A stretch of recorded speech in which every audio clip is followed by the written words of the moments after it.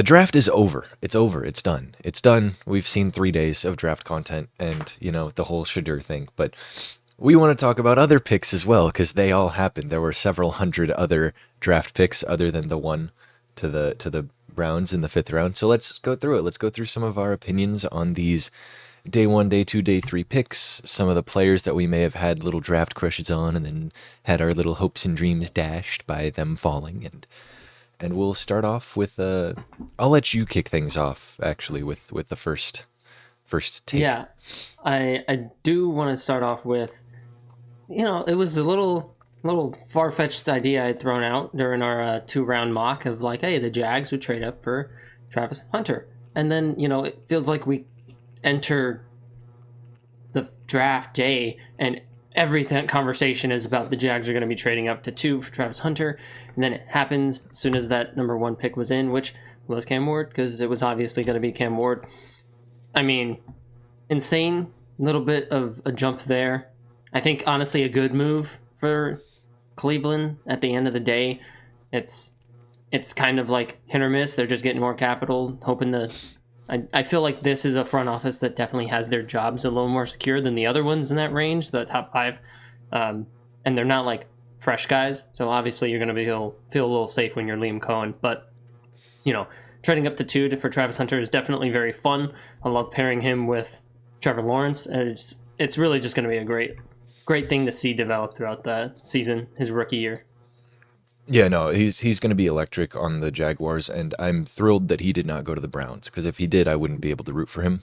So it's going to be really nice. I do think it's a good move for the Browns. I mean, missing out on a generational talent is never like something I'll praise and be like, oh, y'all did great, you cooked that trade. But realistically, the Browns need a quarterback to be contenders at all, and this quarterback class was not it, clearly. They got the quarterback that we had kind of projected them to take at 2 in the 5th round. And so, with that kind of value, maybe next year you have to take another quarterback in a much stronger class. Lenoris Sellers, Drew Aller, Garrett Nussmeier, like any of these guys could obviously suck their final season and then fall, but any of them could also pop off and be a number 1 overall pick. And the more draft capital you have, the more likely it is that you can take a top quarterback in the draft. So I do like it for the Browns, even if it does suck that they missed out on a generational talent. It sucks for them. But yeah, definitely happy to see him go to the Jags. Yeah, big time.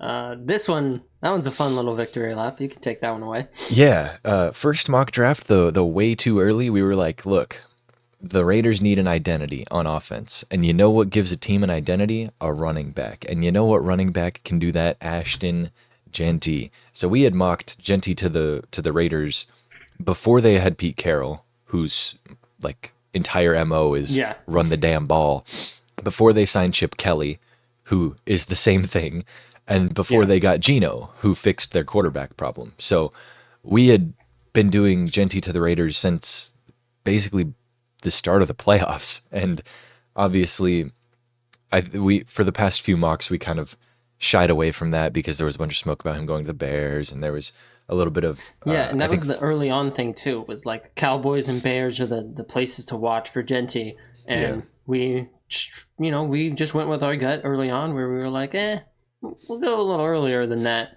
And I loved watching his tape, and the highlights speak for themselves. It's just crazy.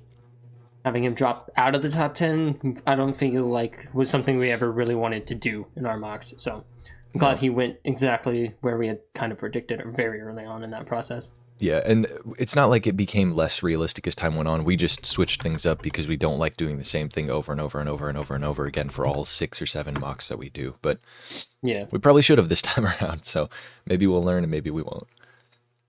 Then we get into the first kind of like we're cheering as the pick is being submitted, and that's the Falcons, who selected Jalen Walker at 16 and then traded back up into the end of the first to take James Pierce Jr.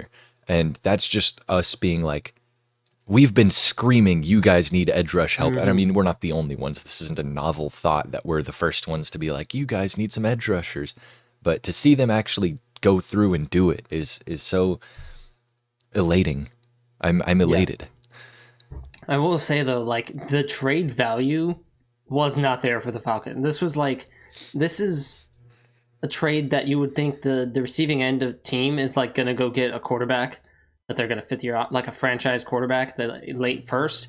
They're trading up and they're paying that like quarterback premium, but it was just James Pierce. Like it wasn't a quarterback premium. It was just, we're giving you a second, we're giving you a 7th, but here's also a 1st-round pick because we really want this guy. Now they're addressing a big need, so it's hard to knock it, and it's going to definitely pay off prior to next season. You got to see how you perform. Of course, if you are a late first, then hey, good enough value there. But yeah, they weren't the only team to kind of address the needs we've been pounding the table for. Real quick, one more thing on the Falcons. I think the value, like right now, we don't think it's there. But at the same time, if they end up winning the NFC South, which is very possible, it's not a super strong division, and they have a solid team, especially now that they've fixed their biggest issue. Like, I don't think them winning the NFC South is out of the picture. I don't think them having a little run in the playoffs is out of the picture, winning a game or two. I don't think they're Super Bowl contenders or anything. But if Penix is as good as advertised in year one, and we see them succeed, that pick could easily be in the 20s. And then, I mean, obviously trading a pick in the 20s to get back up into the 20s is like, value's kind of even, but also we don't know how high on the board James Pierce Jr. was, because entering the season, he was kind of mocked as like billed as a top 5 pick. Like this guy was supposed to be the truth, and then just didn't end up going as highly as people thought he should have. Maybe some personality or motivation issues. But if they were like, hey, we can look past that, he's an all-star edge rusher, and they think he was worthy of pick 15, but Jalen Walker was too, like we don't know how much value they have on him. We are just on the outside looking and saying like, hey, maybe that's a little too much. Yeah, because even if you are like looking at it as like, oh, they will be in the playoffs next year and they will have a late 1st-round pick, they're trading a 1st-round pick for a 1st-round pick, adding in the 2nd and the 7th to make sure that they get this guy this year. But yeah, I think moving off of the Falcons there, the Seahawks. Oh my God. The Seahawks took a versatile interior offensive lineman to fix the need on their empty interior offensive line. It was Gray Zabel. Gray Zabel, no matter what. Shout out Draft Day, the shitty-ass movie. No. Great movie. I mean, hey, let's be honest, all right? We saw Shedeur Sanders start slipping, and around that same time, I started hearing, like, you didn't ask about the $100 bill at the end of the playbook, and who attended his birthday party? Yeah, it is kind of scarce up in there. Jimmy Horn Jr. not present. Yeah, I think moving off of our Draft Day isms there, it was very nice to see the Seahawks actually do something that like makes sense for them to do. Yeah, there was some other ways they could have gone at that pick at that point, and that you would have been like, okay, cool, but like interior offensive line. But I'm glad to see that the correct pick was made, because when the media and like fans view something as the correct pick, that doesn't mean the team's going to do it, and that doesn't mean the team thinks that that's the correct pick. I'm glad it panned out, at least in our eyes, as getting the right guy. Yeah, and the other thing that's very interesting is they didn't take a receiver until the 5th round. They took Torrey Horton out of Colorado State, but that's like, that was kind of what we had said was their second biggest need was wide receiver after losing DK and Tyler Lockett and kind of entering this new era with Sam Darnold instead of Geno and kind of completely redoing the offense. We were like, hey, maybe add a receiver. And they just didn't. They added a tight end, Elijah Arroyo, in the 2nd round, and then Jalen Milroe. And like they added some pieces to this offense, but they did not really add receivers until the later rounds. Ricky White is a name that I recognize for some reason out of UNLV, so maybe he's some great value for him. But I thought it was very interesting to see them target exactly what we needed, or what we said was a need. And I think when I was suggesting that they take receiver, I was more saying like, this is, I think, what they interpret their needs as, not necessarily what I do, because I, of course, love Jake Bobo. So I think it's Jake Bobo to the moon right now. But yeah, I was going to talk about Torrey Horton later. We'll bring it up now. I mean, he was a day 3 pick, outside X receiver. I actually watched his tape to get to getting some defensive players tape, and it was, he's a good player. It's good value there. And, maybe it was just that they didn't want to take swings at that outside X receiver too early on, because they did make swings for the slot receiver. And it is Sam Darnold at the helm now. He favors his tight ends. You go and get that early tight end in Elijah Arroyo.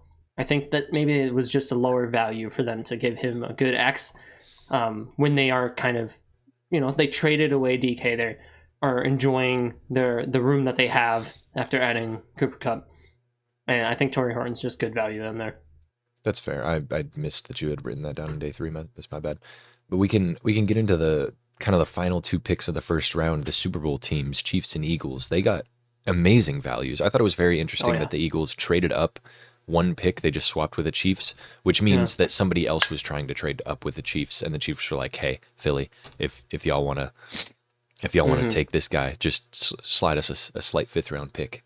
And Jihad Campbell to the Eagles is terrifying. That's gonna, I mean, him and Zach Bond are gonna be terrifying for defenses to deal with. One of them blitzing, one of them dropping back, and you don't know which is which because they're both versatile threats. And then obviously Josh Simmons to the Chiefs is something that I think that his he had some character concerns as well as the injury, obviously, and so it's whether he pans out or not is entirely up to him, I think. But on the surface, outside looking in, I think that's an insane value, and I hate that the Chiefs got it.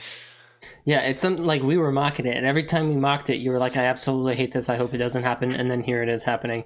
Yeah. I had never saw anything about the character. I did just see like the injury and the big injury concerns there.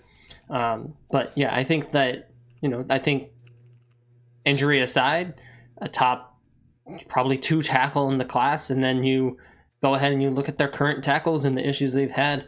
It's good competition, and he's not going to have to rush back from his injury. You're going to have that year 1 kind of flexibility where you don't need to put him in because you did go and get more in the offseason. But moving past the first round, which I do feel is like the primary part of the whole video. In our first round mock drafts, I do want to shout out our like hit rates there. A slim, nice little 16% on our channel. The video one we put out, we did put out posts of our individual ones where I hit 28% on my individual. You hit 6%. We both clearly went very drastic directions there. You took some swings in yours, and I was like, I can't like knock the swings. I'm like looking at it, and I'm like, okay, I'm not going there, obviously, but I understand the reasoning to go there. And then with mine, it was just kind of like, okay, I'm going to kind of match consensus a little bit. And then Shamar Stewart was one I threw out for the Bengals, and Gray Zabel, of course, the Seahawks. Those were just fits that I thought they would do, and I got lucky there. So it was mostly that consensus matching hit rate for me, but I'll take the dub nonetheless. My personal mock was definitely like hey, this is my dream. Or I guess not dream, because dream would have been Travis Hunter falling to 4. But I was like, this is my dream mixed with a little bit of reality. So I definitely did not post that thinking, oh, I'm going to be 100% hit rate. This is exactly how the first round's going to go. But would have been thrilled if it was.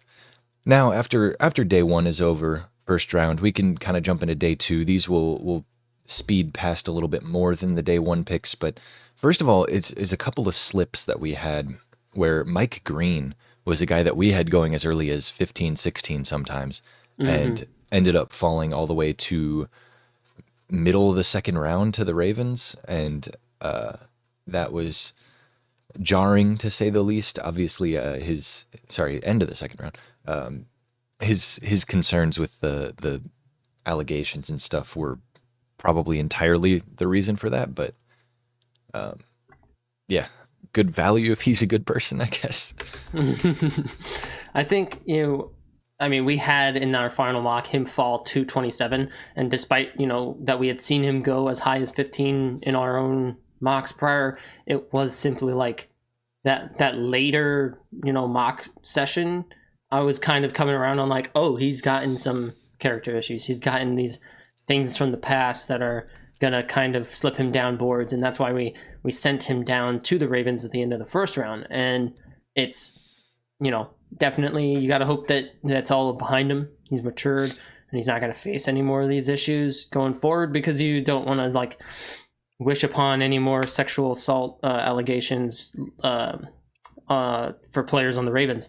And there's, you know, you don't want any more victims to be lining up. Exactly. So I think if all of that's in the past, it's insanely great value as a football player, what he does on the field. It's just like he slipped that far because of all of the character concerns that you could run into down the line. Yeah, and it's only fitting that he went to the AFC North, with Justin Tucker. It's very, very popular up and there. Big Ben and his history, and Deshaun Watson and his history, and all the character concerns get thrown out the window. I mean, not necessarily anywhere close to the same boat, but Josh Gordon was also a Brown for a while. Like, just lumped him in with a bad group of guys. I prefaced that by saying this is not the same thing. I love Josh Gordon, and he was done very wrong by the league. Who cares about a little weed? But yeah, next big thing in day 2. I guess this was before the Mike Green pick, so probably should have addressed this first. But yeah, but the Cardinals took Will Johnson at I think it was 47. Yeah, that was 15th pick of the second round. Like, that was a guy that we were mocking top 10 throughout the process, and I guess his physicals did not check out with teams, and his knee is just toast and not coming back. I do think it's very cool that he had some of the battles with Marvin Harrison Jr. in college, and those were like, that was the peak tape. Like, that's what propelled, or I guess not propelled, but that's one thing that had Marvin as high as he was, and that's one thing that had Will Johnson as high as he was, is that they were just such elite competitors against each other. And for them to be on the same team now, the hope is that they drive each other to be better in practice, and we see that Ohio State Marv come back next year, and then we also see Will Johnson return to form after injury and kind of recover, and that's the hope. I mean, if he does, that's an insane value again. To get a top 10 level corner in the middle of the second round is just absurd for the Cardinals, especially when that's a huge need for them too.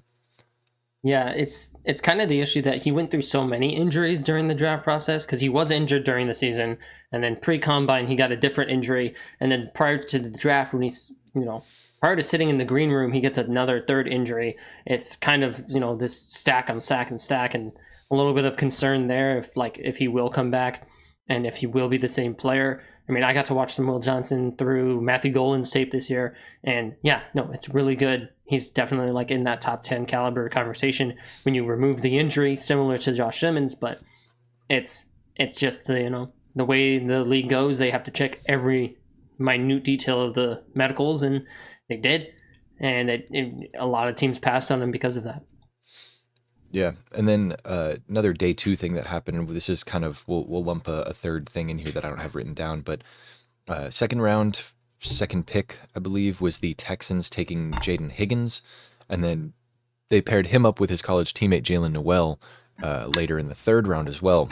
I was big on Jalen Noel because one of the guys that I follow, Scouted NFL, was very big on Jalen Noel, had him as his 28th ranked prospect, like a round 1 talent guy. And so I think it was cool to see, obviously, them be kept together, but also very interesting to see a couple of the players that went ahead of Noel, when I trust people, or I trust teams to kind of have their boards put together, and when somebody's like absurdly high on a guy, I'm like, okay, so the teams probably are too, because if this guy's right about him, then the teams probably know something as well with their resources and talents and stuff. But to see guys like Kyle Williams and Isaac Tesla go before Jalen Noel, obviously different style players, but it was very interesting. I'm big on Kyle Williams, and I'm very happy that the Patriots got him. He was a guy that kind of burst onto the scene a little late, but I'm thrilled that we have him. Yeah, I think another good thing for the Houston Texans was that day 2 pick of Ariante Ursary. The value, I mean, obviously Texans needed to address Titan. What am I saying? Obviously, the Texans needed to address tackle position in this draft, and they ended up trading up and getting Ursary. It was just good value. I think with their trade back, everything kind of aligned where they were able to get Ursary, and Ursary was that guy that was fringe first, second rounder, and they managed to snag him in the second round without, really making a huge trade up or a huge reach or giving up that much capital. So it's definitely something that you like to see there. Texans are building it up the right way, giving receivers and getting that offensive line some cohesiveness. And then, I won't touch on the Slaw trade up too much right now, but I did just kind of post a video post-draft about Isaac TeSlaa. Wanted to shout that out here. And then at the end of this video is when we're kind of going to dive deeper into, your opinions on the Patriots draft and then mine on the Lions. But with that, I think we can keep rolling into day 3. And we'll just get it out of the way. Shedeur Sanders went to the Browns, as did Dillon Gabriel. Yeah. Certainly cooking something up strange in that quarterback room that is like 7 deep at this point. Yeah. Yeah, it's very interesting. I'm about to pull up the Browns QB room right now. But yeah, seeing Shedeur obviously fall as far as he did, we won't spend again too much time talking about it because everybody's fucking talking about it and I don't really care that much too. But Dillon Gabriel going in the 3rd was shocking to me just because I didn't think he was valued that highly, and Shedeur falling to the 5th, obviously shocking as well. So they've got Massage Man, who's going to be out for the year, and then Joe Flacco, Kenny Pickett, Dillon Gabriel, Shedeur Sanders.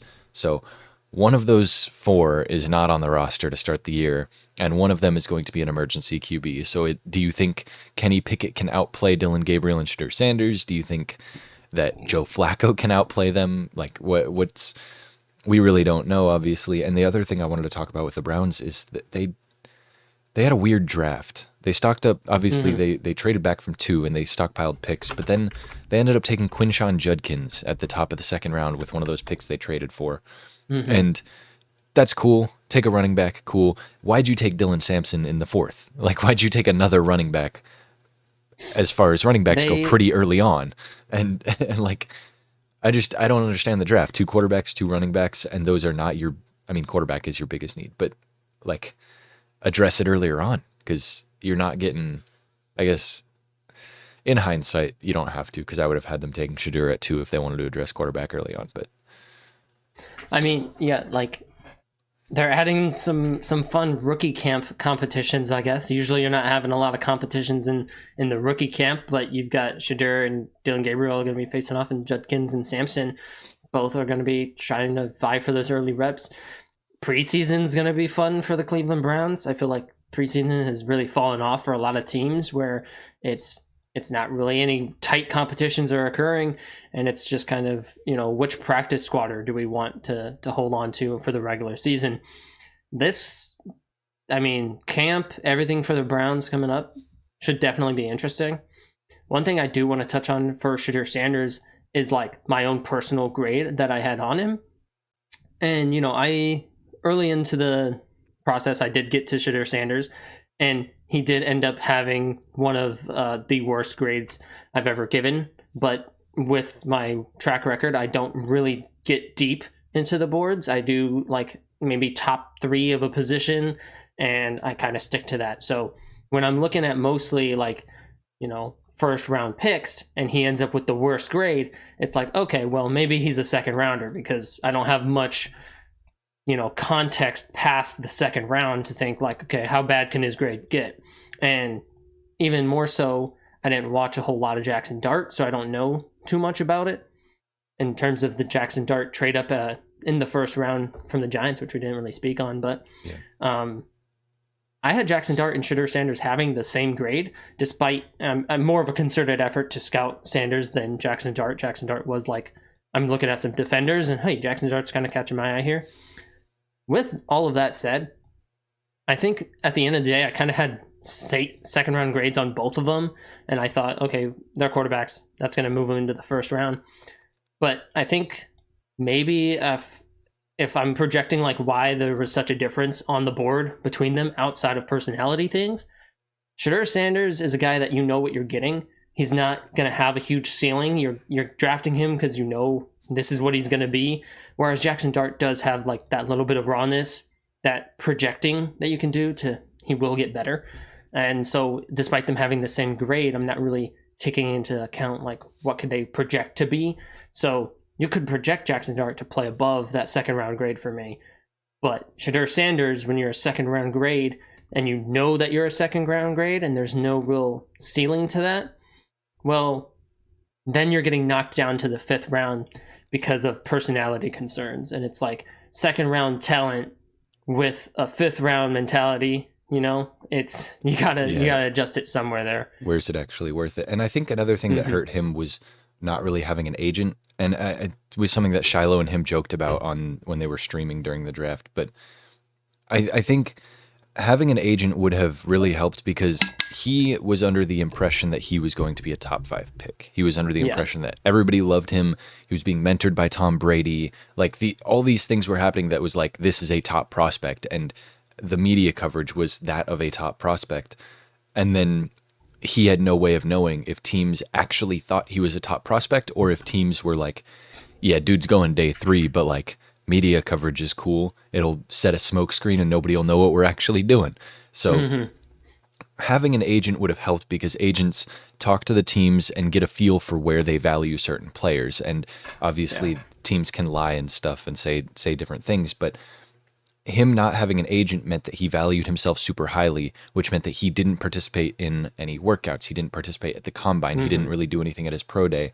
And that hurt him because as a guy with a 5th round grade, you need to do stuff to boost that draft stock, but he didn't think that he needed to boost his draft stock. So it was a myriad of issues that really just ended up being disappointing and unfortunate for him and his family. And it's sad to see, but also like somewhat self-inflicted wounds, especially the personality stuff. So like, I don't know, use it as a learning moment, but we can, move off. Now, at least it made Mel Kiper mad. We will move on. I just want to do a couple of short day 3 shout outs for some wide receivers, and then I'll let you kind of take over for any other day 3 names that you want to talk on. And, first off, Jalen Royals to the Chiefs, I think is really good value down late in the board. And then Jimmy Horn Jr., who was really being talked up highly late in the process for a lot of teams, out of Colorado, and he ends up going to the Panthers. I think is another just good late addition. Just kind of adding to those wide receiver rooms that are getting a little aged, with Adam Thielen. They're making sure for the Panthers to add youth, with Tet in there now with Leggett and Jimmy Horn Jr., just another third option in there to work his way up through the next few years during that rookie deal. And then Jalen Royals, it's an old room for the Chiefs. It's hard to, see past that. And you got to get some younger weapons in there for Mahomes, when these older guys start hanging it up. So just 2 of those wide receivers on day 3 that I really did like the value of and what they could contribute to their teams. Yeah. And then Cam Williams went to the Eagles, and that was kind of a really good value. We had heard him talked up as like borderline day 2 pick as a tackle, and the Eagles, I feel like if the Eagles take an offensive lineman, they're probably going to be pretty damn good, just because I don't know if it's the scheme or if it's their talent acquisition or if it's their scouts or if it's their development of players. But every single offensive lineman that I've seen go to the Eagles has been just like revitalized career, great player. Mekhi Becton slid to the inside and was a 6'7" guard, and just that worked somehow. Yeah. So their coaches know what they're doing. For sure. They do. Bare minimum. Cam Williams going there was cool to see. I mean, obviously sucks if you're not an Eagles fan, but great value going to them. And then the last one I want to talk about is one of the quarterbacks, Quinn Ewers, going to the Dolphins. Last draft cycle, I don't think I ever said it in a video, but I definitely said it to you. I was like, I want to talk about some weird fits that I have that may be down the board. And then as I was saying that, I was like, it's really only one. And it's Joe Milton to the Dolphins, because he gives you something that Tua doesn't, which is a bigger arm. And Quinn Ewers is not Joe Milton when it comes to his arm, but when it comes to being a player that you can start at quarterback if there's an injury and you can kind of be excited to start, is a very different thing for the Dolphins, coming from Skylar Thompson and Snoop Huntley, where they were just kind of, all right, when's Tua coming back? Can he come back sooner? I really don't want to deal with Skylar Thompson and Tyler Huntley for any longer. Now it's Quinn Ewers, and if Tua gets hurt again, God, I hope he doesn't. But if he does, and it has been a problem for him over his career, there may be some upside at that backup quarterback position, and that's something that I am interested to see play out if there is an injury. Obviously, the dream is that Quinn Ewers never touches the field. That is, I am not saying that I want Tua to get concussed again, but if it happens, and if history tells us anything, it will happen, then we're curious about the backup there. But the backup is definitely a position I feel they should have addressed a little sooner, but maybe they were still thinking, oh, concussions are a little fluky. It's kind of become a pattern, and as late as they did address it, at least it's addressed, and it's not some CFL or practice squatter that's going to have to step up into the role. Yeah, I was half expecting them to take Shedeur at some point. Like, I was like, all right, if he makes it to the 6th, or the Dolphins taking him just as insurance, like, that's a pretty damn good insurance pick. But he's basically just right-handed Shedeur, or right-handed Tua, so who knows? And then we can kind of get into, out of the individual picks and more into our teams, which mine is the Patriots, obviously, and his is the Lions, so we can talk about the successes and maybe some lacking picks, if there were any. For me, for the Patriots, I'm thrilled. I thought they crushed drafting for need. I was a little disappointed in the Will Campbell pick, not because it was the wrong pick or a bad pick, but because it was the boring pick. And to build a team, you need the boring picks. And draft day, I was like, oh my God, it could be Genty. It could be exciting. And then obviously it wasn't. But I'm okay with that because Will Campbell will anchor our offensive line, and he will play left tackle for us, and he will keep Drake May off his back. Even if he's not a great left tackle, he will be better than Vidarian Lowe. So there's that. Who? yeah, low bar, right? Vidarian Lowe. In terms of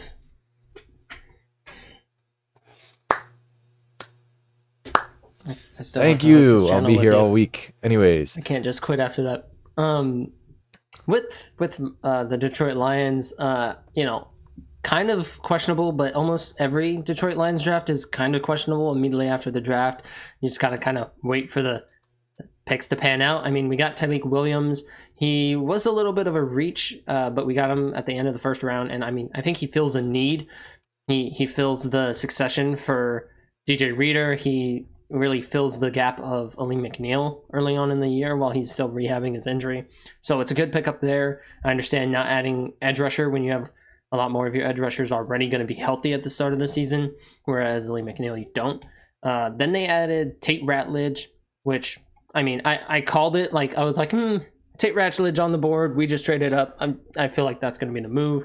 It happened. I definitely like it a lot. And then they later on added Miles Frazier, another guard, to kind of have a little bit of competition, I guess, for that spot. We've got a lot of guys that we drafted late in the draft last year that we also could slide in there. Christian Mahogany. Can't remember his first name. I think it's Giovanni Manu, something like that. Sounds right. We've got those guys that are all going to be competing for that start spot, and competition is always great in the trenches there. The Isaac Tesla trade is like really where my just because this is a guy that was projected, round 5. He definitely day 3, round 5, 6, or 7 on a lot of boards. And but I get that he's a hometown kid, and I like the move up for him, but I feel like he could have been there at ours, and we traded 3 third-round picks for him. You got to wonder, though, like, people in front offices have a finger on the pulse when it comes to values, and whether or not those values match up with big boards around the media is something completely different. This is mirroring a lot of conversations that I went through in my mock draft suck video that's coming out soon, but that one will come out next Friday if y'all want to check it out and understand why mock drafts are bad. But it's mirroring a lot of these discussions where it's like, there's so many disconnects, and there's so many picks that we scratch our heads about at the time, but like maybe they were gonna go soon. Maybe Isaac Tesla had a much higher grade from everybody else across the league and was gonna be a 3rd-round guy no matter what. And the Lions were like, no, we want that one. So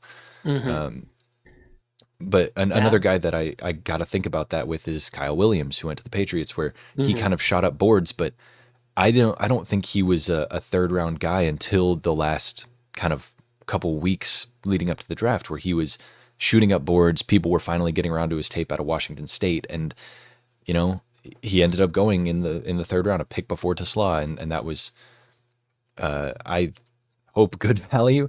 I mean, obviously, if the Mm-hmm. Patriots brass is in on it, then I gotta believe in him. But yeah, to get back to the Patriots draft just a little bit, drafting for need was huge, and the value of Travion Henderson in the second round, I saw Luther Burden on the board, and I was like, why are we not taking Luther Burden? Like, that's a first round grade receiver. That's a pretty easy scoop there. 5-star from the SEC that led his team and was really good in his first couple of years, and then was just Mm-hmm. not quite as good this year. But maybe that's quarterback play. He was at Mizzou after all. But we take Travion Henderson, and then in the third round when we're picking, Kyle Williams and Jalen Noel are on the board. And I'm like, okay, so these receiver prospects and these receivers are good on the board here. And the running backs are not as much and not as great of a value as compared to Travion. So flip that and take Luther Burden. I would not prefer that, Luther Burden and a different running back than Travion and Kyle Williams, just to kind of expand on that. And then continuing to draft for need, we took a center, Jared Wilson. I really wanted him. He was somebody that kind of entered my radar later on. And then Braden Swinson out of LSU was like the crushing value of like, this guy was supposed to go much earlier, and everybody right before he went was like, okay, whoever's taking Braden Swinson is getting absurd value here. And then the Patriots ended up doing it, and I can't Mm-hmm. complain. Yeah, that was a shocking slip. I'm not gonna lie. And then just to round out my thoughts on the Lions one, I did put out that video on Isaac Tisslaw, so go check out that. I talk more about obviously the singular titular character, Isaac Tisslaw in that video is all about him. We also drafted an edge player very late with Ahmad Hassanin, I think is how you pronounce it. But I mean, he had 22 sacks over the past 2 seasons, and he's definitely a very high character guy. I mean, if you probably haven't, but his little draft call, he answers the phone. He's telling Dan Campbell that he will die on the field for him immediately. That's a Lions pick if I've ever heard one. And then we got 2 Georgia players in the seventh round to just kind of round up the class. Definitely, he pivoted. It wasn't Alabama this year; it was Georgia. He got 3 Georgia guys in one draft. Got to keep them on their toes. Yeah, he's making us be wary now. I'm not gonna mock Alabama now. I think maybe I'll mock Georgia players to us. Yeah, Follow that Eagles mold. You said who was it that said they die on the field? The Hassanin, Ahmad the Boise State. Hassanin, yeah. Will Campbell said he was going to die for Drake May immediately after getting drafted. There was like an interview of him on the draft stage, and it's like, what do you have to say to Patriots fans everywhere? And he's like, I'm ready to go out and die for him.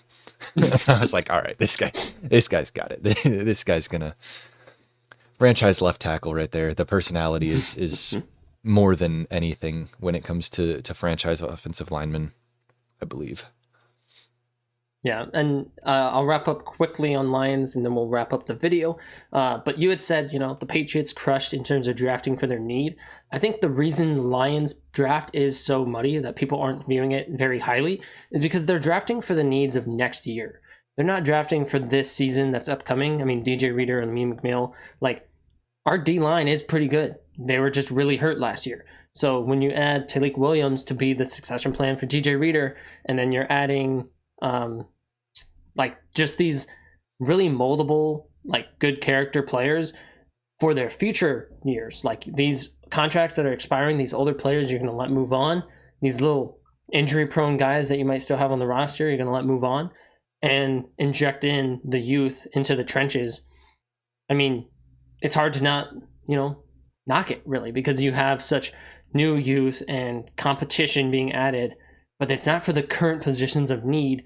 It's for next year. And it's the way you build a year after year contender is you keep the future in mind. And he's not in a tough spot, Brad Holmes, where he's having to draft for this year because his hot seat might be kicking on or something. Like, he's pretty safe here. So he's able to make these intelligent decisions to draft for the future, which I'm a big fan of. Yeah. So as always, leave your thoughts down in the comments down below. Let us know what you thought of your team, some of your favorite picks, your least favorite picks, some head scratchers, anything like that. There wasn't really any shocking picks. It was more shocking slides. I mean, last year we had Michael Penix going at 8 to the Falcons, true. And that was kind of the like, holy shit, what the fuck was that?